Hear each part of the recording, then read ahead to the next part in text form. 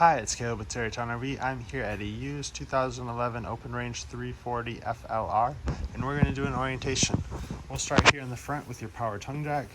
So on the left, you have your light switch, so you can see if you're backing up in the dark. And then you have extend and retract to raise and lower that to hook and unhook from your vehicle. If this were to fail for any reason, you can remove this cap here, and inside there's going to be a nut that you can turn. There's a crank for that in one of the rear compartments, so you can manually do that so you don't get stuck on your vehicle or stuck at your campsite. Head around to the side here. You have two vents for the back side of your refrigerator. You can open these up if you ever wanted to. It's just going to be a bunch of wiring and stuff on the back. You'll turn these tabs, quarter turn, and you can see all the wiring and stuff back there.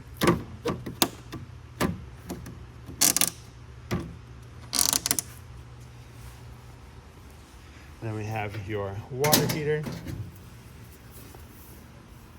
Down at the bottom, you have your drain. Cap for your drain right there. That's a 15/16 inch socket that you use to tighten that down. This is gas and electric. The switches for that are going to be inside. And before you turn either of those on, you want to be sure that the tank here is full.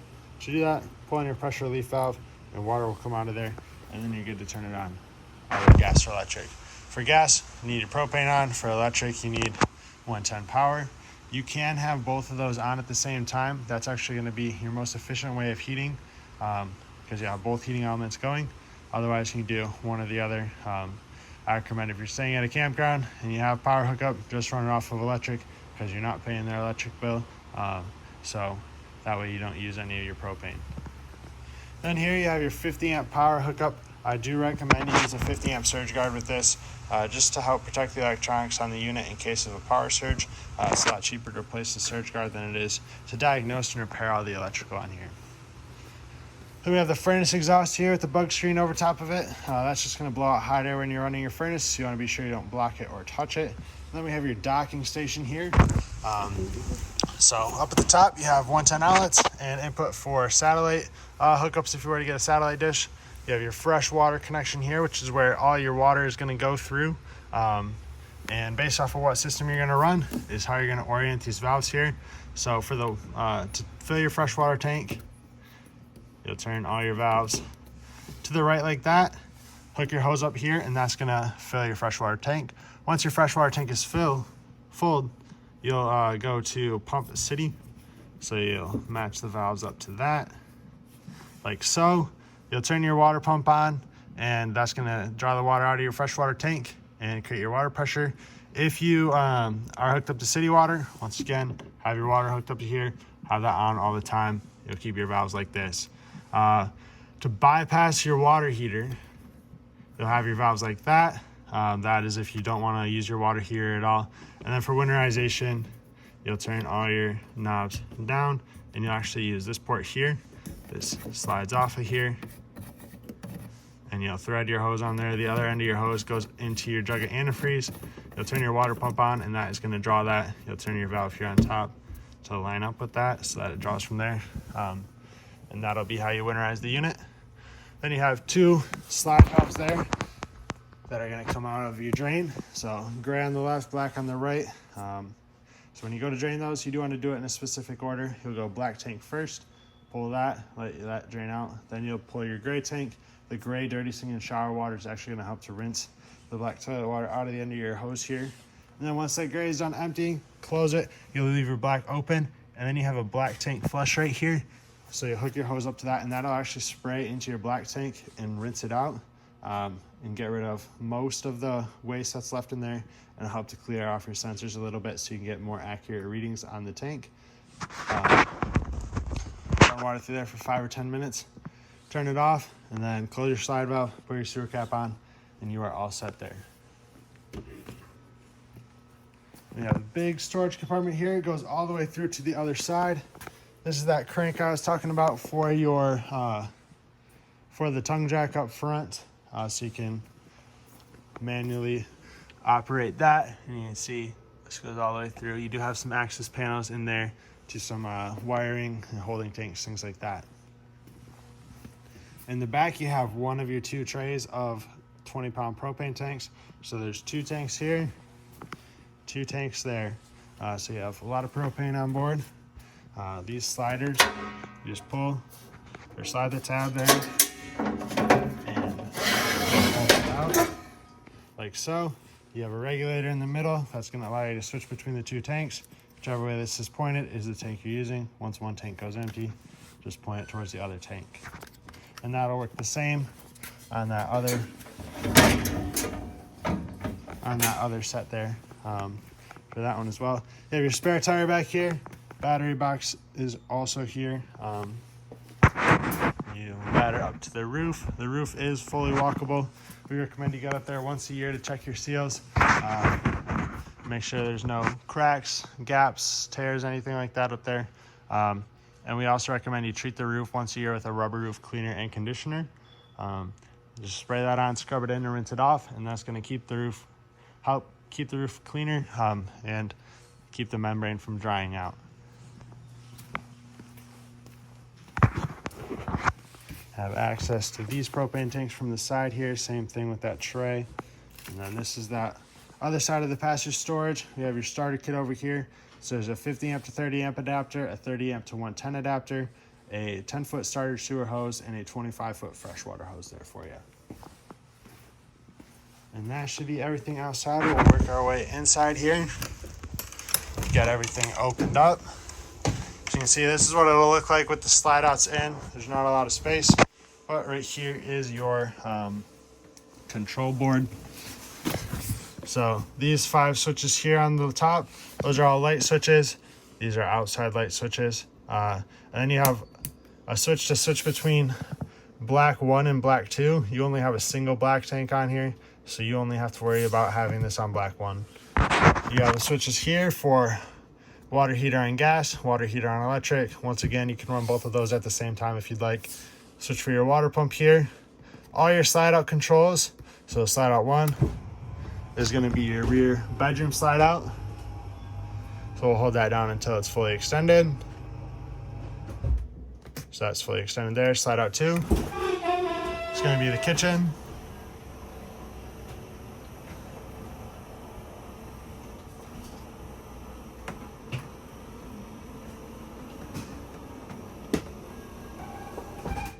So that's fully extended. And lastly, we have slide out number 3.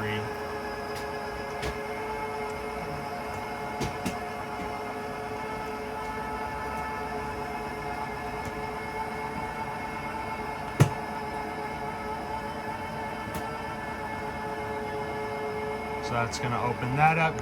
You do have the portable island in the middle that you can have moved around. It's on wheels, so you can move it wherever is convenient for you.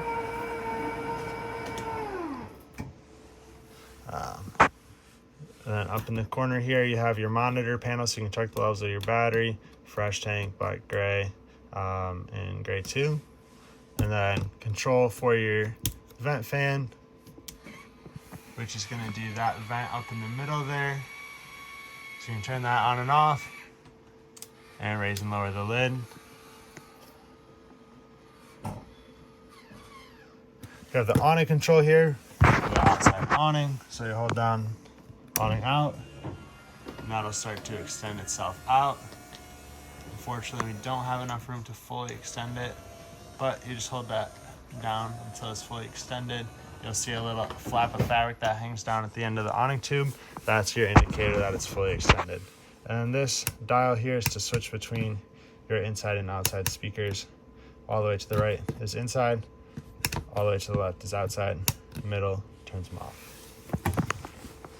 So that'll be your control panel there. We'll go through the front living area. So you have your sink, keys are on the back here